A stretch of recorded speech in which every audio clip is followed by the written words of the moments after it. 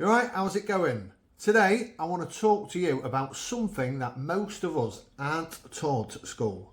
But honestly, it has the power to change your entire life. And that is the power of your right brain. Now don't worry, I'm not about to hit you with a science lecture or force you to relive the 9th grade biology. But understanding just a little about how your brain works, it can open doors you probably didn't even know existed.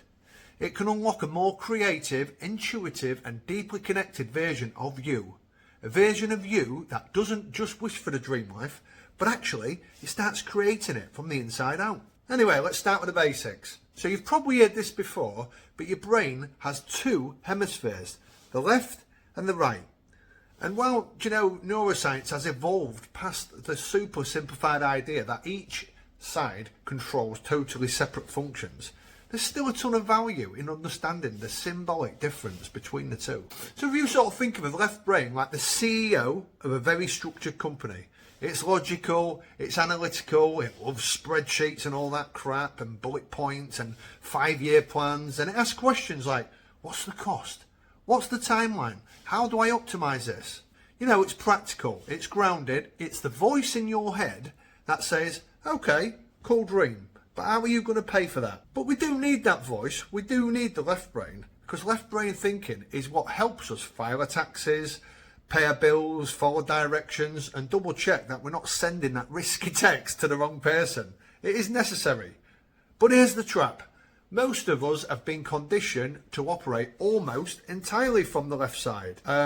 Even though that is my left side, it'll probably be showing us right on camera. But you get what I mean, don't you? This is actually my left side. It just reverses it on the camera. I'm sure you can work that out. But anyway, from the moment we enter school, right, we're taught to value logic over imagination. We're rewarded for having the right answer, not asking the best questions. We're praised for following the rules, not for dreaming up new ones, what will actually serve you. And as adults, that pattern just keeps on playing. Productivity is king. Hustle culture thrives. If you can't measure it or monetize it or explain it, it gets dismissed. But what if I told you that your dream life, like the actual aligned, soul-expanding life you crave, doesn't live in the land of logic? It lives in the right side of your brain, the right hemisphere. So let's talk about that. The right side of your brain is where things get magical. This is the home of creativity, intuition, imagination, feeling, connection, empathy, and that inner knowing. It doesn't think on bullet points and graphs and stuff, but it thinks in colour. It doesn't ask what's realistic, it asks what if. It's where you dream up new possibilities. It's where you visualise the life that you want. Not just what makes sense on paper, but what feels good in your bones. It's where you imagine yourself doing what literally lights you up, that spark, living in a space that feels like home, waking up with peace in your chest and fire in your belly. And here's the wild part.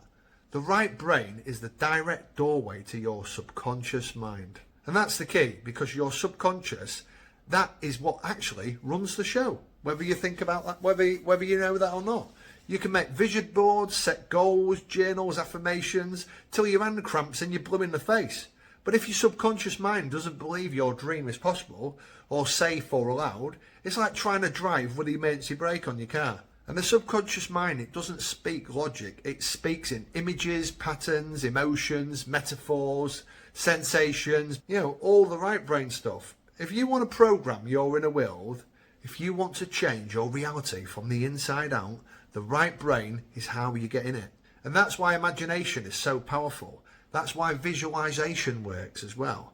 That's why people have literal, physical connections to dreams and memories, because the brain doesn't always distinguish between what's real and what's vividly imagined. And when you start feeding your subconscious a new version of what's possible, it starts rearranging your reality to match it. Let's just ground this for a second. Have you ever had a moment where you just knew something was right? Like you couldn't explain it logically. There were no pros and cons listed out, but deep down you had that inner knowing. You just felt it. That knowing and that full body, the yes or no, that's right brain thinking. That's your right brain speaking. And yet most of us have trained ourselves to ignore that voice, to override it. We tell ourselves, be realistic, Don't be impulsive. You're just overthinking. You're being negative. But what if you're not overthinking? What if you're under feeling? And let's be real. Where has logic gotten us? Where has logic alone gotten us so far? Yeah, it keeps things safe, structured, but safe isn't always the soulful, is it? Structured isn't always satisfying. You're in a knowing. If you're here listening to this, I know something about you. I know you're not just here to survive. You're here to create the dream life, to live fully, to feel lit up. And that doesn't come from the left side, from spreadsheets. It comes from accessing the part of your mind that knows how to dream, how to imagine. So let's talk about how to actually activate the side of your brain, the right side, and use it to create the life you've been dreaming of and you've been imagining it. First, let's look at visualization. This isn't just about closing your eyes for 5 seconds and seeing a car, what you want, and a dream house. I'm talking about deep, immersive visualization. Create a movie in your mind. Where are you living? What's the first thing you feel when you wake up in that dream life? What's the light like in the room? What does it smell like? What's your morning routine? Who are you surrounded by? How do you walk and dress? How do you feel? The more senses you engage, sight, sound, smell, texture, the more your brain starts to wire in that reality as if it's familiar. And your subconscious mind, it loves familiar. It's a habit mind. It starts guiding you towards choices, people and ideas that starts to match that literal internal blueprint. And secondly, we've got to look at creative expression. I mean, this is huge. And it's not just about being good at something. You don't need to paint like Picasso or sing like bloody Beyonce. You just need to express. Doodle, imagine, dance, write poetry and stories, hum nonsense songs, cook with no recipe. Make a weird magazine cutouts and do things that get out of your head and in the moment. And that's how you bypass the filter of logic and give your right brain room to imagine and breathe. The thirdly is intuition. And ask your body, do I want this or that? Tune in. Let your decisions come from how you're feeling, how things feel in your system, not just how they sound on paper. And over time, your intuition gets louder and it will never say or steer you wrong, even if it doesn't always take you in the most direct route. And fourthly, you need to practice stillness and awareness. You can't hear your inner voice if the outside world is always yelling. Create space, meditate, practice awareness, practice breathing. Go out for walks without your phone. Journal with no prompt. Do nothing for 15 minutes and just exist. And when you slow down, the right brain, which is quieter, gentler, and more feeling based, finally has a chance to speak. And fifth, you've got to surrender. This might be the hardest, but also the most freeing. Stop trying to control every little detail of the dream. Your left brain wants to know the ins and outs. It wants to know how things are going to unfold. But the right brain is more interested in heart-based alignment. Follow what feels good and let the path surprise you. And let the dream show up in ways you didn't even expect. It's not about letting go of intention. It's about letting go of the death trip of the outcome. Just look here. The version of you who's living that big, juicy, aligned dream life, that version is not calculating every step.